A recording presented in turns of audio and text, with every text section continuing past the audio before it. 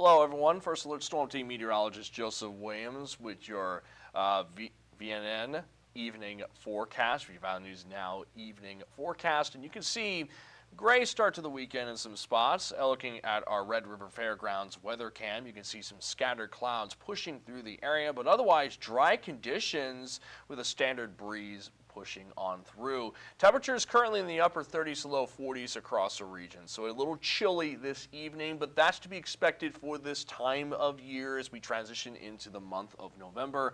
But we are going to warm up tomorrow, so I want to first alert you to that. Again, thanks for joining us. First Alert Storm Team meteorologist Joseph Williams with your Valley News Now evening forecast. And yeah, we had some rain showers pushing through Halloween evening. Some areas saw a little over 1/10 of an inch of rain from those showers, but the rain is out of our region. We're just dealing with scattered clouds as we head into tonight.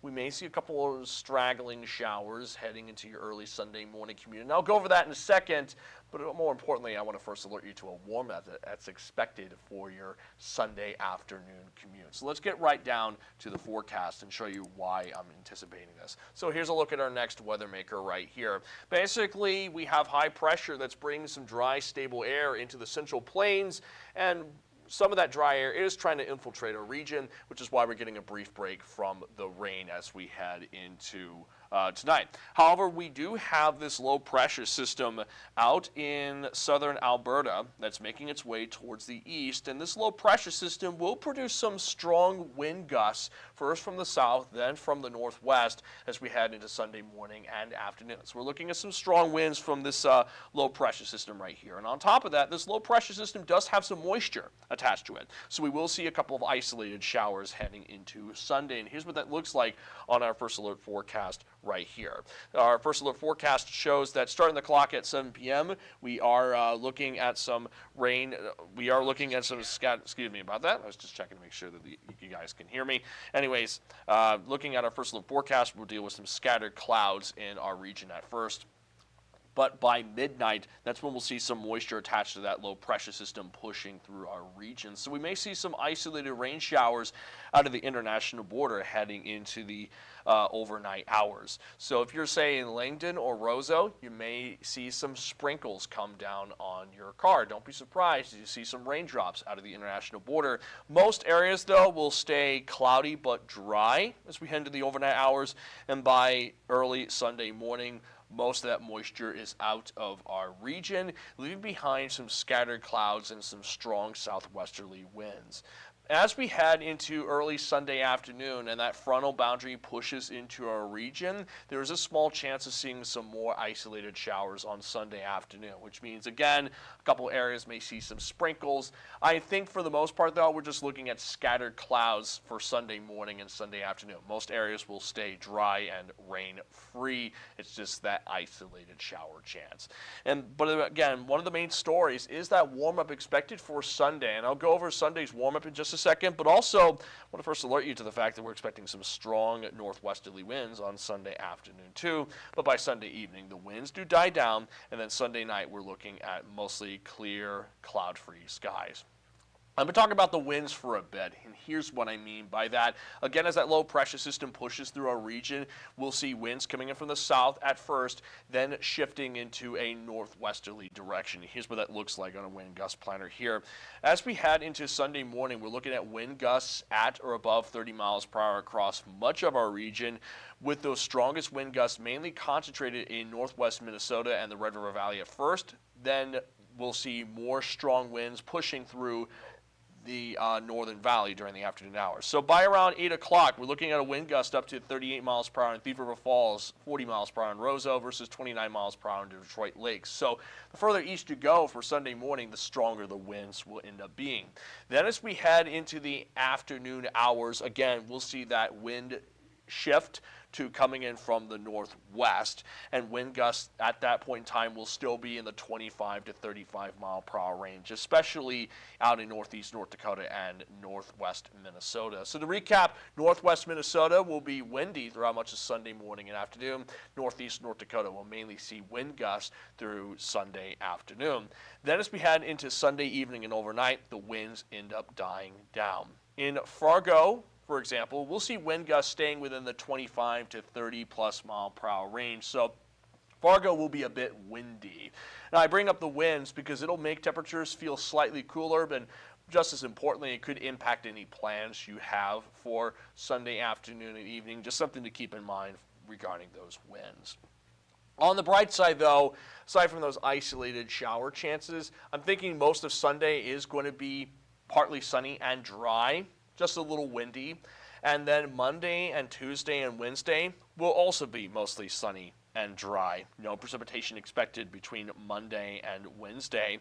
However, models do suggest that towards the end of next week, an active weather system may bring some precipitation chances into our region. Here's what that looks like on a first alert forecast here. This is just one model. I'm showing you the European model on our first alert forecast here because this system is several days out, and this is just one of a couple of possibilities. But basically, this model has rain showers moving in the northern areas on Thursday evening. Then we get a break from the rain and precipitation on Friday. But as we head into Saturday afternoon, we'll see rain showers at first. Then we'll see some rain and wintry mix Saturday evening and overnight, which means Saturday evening overnight could see some snowflakes coming on through. And then we may see some precipitation chances for Sunday too. I want to emphasize though, this is one model. One of our other models mainly wants precipitation on Thursday and Saturday and no precipitation on Sunday. So we are going to keep an eye on the latter half of next week as we get closer to next week. Keep the VNN First Alert Weather app on standby. But what it basically means is that we could see some activity towards the end of next week. So again, that VNN First Alert Weather app will be important. As for temperatures, we'll be in the upper 40s to mid 50s across our entire region. The further south you go, the warmer the temperature will be. In northeast North Dakota, we're looking at upper 40s to low 50s, 53 in Findlay versus 49 in Langdon and 50 in Candu. In northwest Minnesota, 49 in Baudette versus 51 in Mahnomen and 53 in Ada. And again, the further south you go, the warmer the temperatures will be. So in the Southern Valley, we're looking at 56 in Fargo versus 55 in Valley City and 57 in Lisbon. So remember, 49 in Langdon versus 56 in Fargo and 58 in Sisseton. So we're starting off, so we're ending the weekend, we're ending the first weekend of November on a very mild note. Those temperatures will be comfortable even with the winds pushing through. And thereafter, temperatures will slowly decrease. We'll go from 55 on Monday to 50 on Wednesday, and then climb back slightly to 52 on Thursday. But the main story is that we'll stay above normal for temperatures for the first week of November. We'll stay about 10 degrees above normal for the first week of November. Notice that we're in this red category, indicating temperatures being above normal. It won't be until early next week that temperatures will be close to back to normal. We'll just be a few degrees above normal as we transition into mid-November, and that means we'll see highs in the 40s instead of the 50s. So let's recap everything. Looking at our 11-day planner, again, we're looking at a windy Sunday, wind gusts above 30 miles per hour in parts of our region. That combined with partly sunny skies will lead to temperatures in the upper 50s in spots, especially the further south you go. But do keep in mind that isolated shower chance, and still with those winds pushing through at times, it will mean those upper 50s will feel cooler, so the sweatshirt may be needed. The winds do die down as we head into the first half of next week. We're also looking at temperatures in the low 50s for our highs for the first half of next week. Then as those precipitation chances return towards the end of next week, we'll see temperatures dropping back into the low to mid 40s. Around average for this time of year. So let's recap everything one more time. Again, looking at a breezy Sunday on our hands, but also a mild one with highs in the upper 50s. Then we'll stay above normal for temperatures well into the middle of next week. It won't be until the end of next week that temperatures drop back into the 40s. and it also won't be until the end of next week that precipitation chances return, although the exact timing and amounts vary depending on which model you look at because of how far out the system is. So keep the VNL First Alert Weather app on standby as we track next week's system. Now, I'll be giving periodic weather updates on the VNL First Alert Weather app, and I'll also be live on Valley News Live at 10 for tonight, so be sure to tune in for Valley News Live at 10, and I'll also be back on tomorrow, too, for Valley News Live at 9 and 10. So be sure to tune in to watch those shows, too. I'm going to get off of here. Thank you so much for taking the time to watch this. Have a good night.